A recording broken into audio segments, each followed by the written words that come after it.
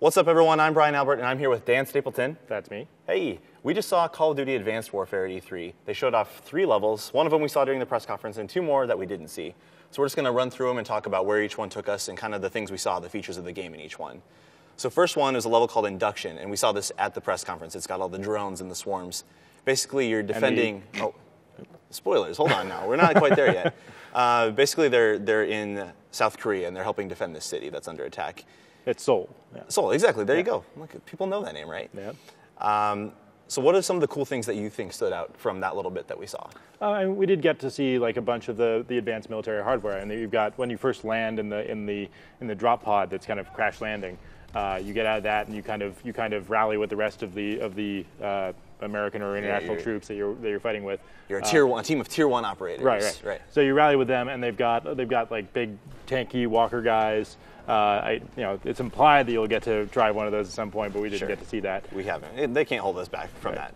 And they have a great big like tank on legs crawling over stuff. It's a bunch of kind of setting the scene, setting the tone, establishing what the technology is 40 years down the line. Exactly. Yeah. They kept saying like exosuits. These are like the part of being the advanced soldier. Yep. You can strafe. You can now jump onto things. Right. Every soldier has this exoskeleton suit that lets you do a jump jet kind of thing. They drop down a hole and like use the jump jets to slow their fall. Right. They also fall damage does not matter. You just boost and you're fine. Yep. And I'm interested to know what kind of impact that will have on the multiplayer. On single player, it doesn't really have that much impact because Call of Duty is just kind of this linear, go right ahead. This is your path. Right. So it doesn't really matter whether that path is up or to the side or down. It's just a path. You don't have options. Right. So I don't think it changes the single player gameplay very much. Sure. We didn't see any multiplayer, but if you can boost up on top of a building, that's totally not something you could do in Call of Duty. Yeah, it's Titanfall. Yeah, exactly. The second level we saw was this infiltration of like a secret like base in the forest in Bulgaria. And that had a totally different tone and theme to it. It did. It was very stealth focused. Right. It sort of felt a little bit like the all gillied up mission from Modern Warfare. Right. Except you were being hunted rather than setting up for a cool sniper shot. Right. And it started out with just you and your partner running like hell from a helicopter that's tracking you with a spotlight, and a sniper rifle is going off right and left, and you're waiting for your suit to reboot, and once it finally does, you push a button and you go stealth. Right. So it's not just like, oh, we got fancy guns. Like you're full on cloaked. Like this is future technology. So how do you think that gameplay is going to be different from the ghillie suit level? It seemed more about, if I remember correctly, the ghillie suit, you were still killing a lot of people. Right. You were just like doing it quietly. In this one, a lot of times the players would just sort of move past everyone. Like it almost seemed like you didn't want to get into combat. Well, they also killed some people. They did. I guess sometimes they come across like those huge mech dudes, like 5 of them, and you're like, you can't fight that. It just seems like it's going to be more focused on like avoiding patrols, avoiding those seeker things that can discover where you are. I mean, for me, I think it's kind of too powerful for us because now, like with the ghillie suit, you at least had to kind of hold still when people were looking at you and conceal yourself. With this, you can pretty much just walk up to them and smack them in the face. You look really powerful from what we saw. Right. Pretty much everything in this game feels much more powerful than the typical Call of Duty. And what worries me a little bit is the enemies don't. Yeah.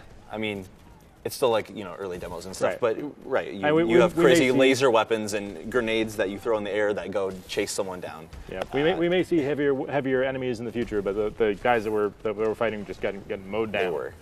Then the third level we saw was on the. You skipped the tank. Oh right, we do end that level with this giant hover tank that we can drive, and it shoots missiles for like little. You can destroy infantry. Missiles, yeah. It fires like one main shell for big things, and then there's like an EMP cannon that you can use on drones and helicopters and whatnot. Yeah, it put on a pretty good show. I'll give it that. It really did. It's that game. Without having played it, it looks great and sounds great. Yeah, I mean, like Call of Duty has gotten a lot of flack over the last few years for having this kind of aged look to it because it's always been targeted at the Xbox 360 and PS3. This one. Like it's still going to come out on the 360 and PS3, but they're saying they're targeting the next-gen spec a lot more thoroughly. Sure, they keep bringing up. They've had 3 years to develop this instead of the usual 2, so maybe they can make it look a lot better. So the gameplay seems pretty much the same, but it looks like it belongs on the PS4 and Xbox One. It really does. And PC. So before you interrupted me, I was talking about the Golden Gate Bridge, the last level. This was more, it started out with like a high-speed car chase. We're chasing down a van. We don't really know why. Whatever reason. We want it. We want it. That's a bad man in the van. And then the big thing on that level was showing off sort of the mobility of like your new jumpsuit. Right. So you get knocked out of your truck because you're doing kind of a driving and shooting scene for a while. Sure. You get knocked out of the truck, and then you have to do some jump jets over all the stopped traffic on the bridge. Right. And there was also a point where the character actually just activated an ability that pretty much slowed time down. Yeah, that seems like almost like a mandatory ability for shooter heroes to have these days. Watch Dogs has it for no real reason. Focus. Yep. It was in Red Dead. I mean, it's all the way back to Max Payne. Yep. I mean, we're no stranger to that, but that seemed really powerful too. Yep. But no, what happened is the drones came out and they were in the van and they came out and they swarmed and attached to the cables of the bridge and blew it up. And of course, it was the big Call of Duty spectacular thing. Call of Duty always has to break something. Absolutely, it's not Call of Duty otherwise. Any other big takeaways from that level? No, we didn't see any Kevin Spacey in action, which is kind of disappointing. We saw no Kevin Spacey. That's unfortunate. It seemed to be more on the gameplay rather than the story, which is what they led the game with. There's an empty space where Kevin Spacey should be. And with that, we're going to have a lot more on Call of Duty Advanced Warfare. We're going to have a few previews coming up over E3, so keep it on IGN for all of that. And for more on first-person shooters, Call of Duty, games in general, keep it right here on IGN.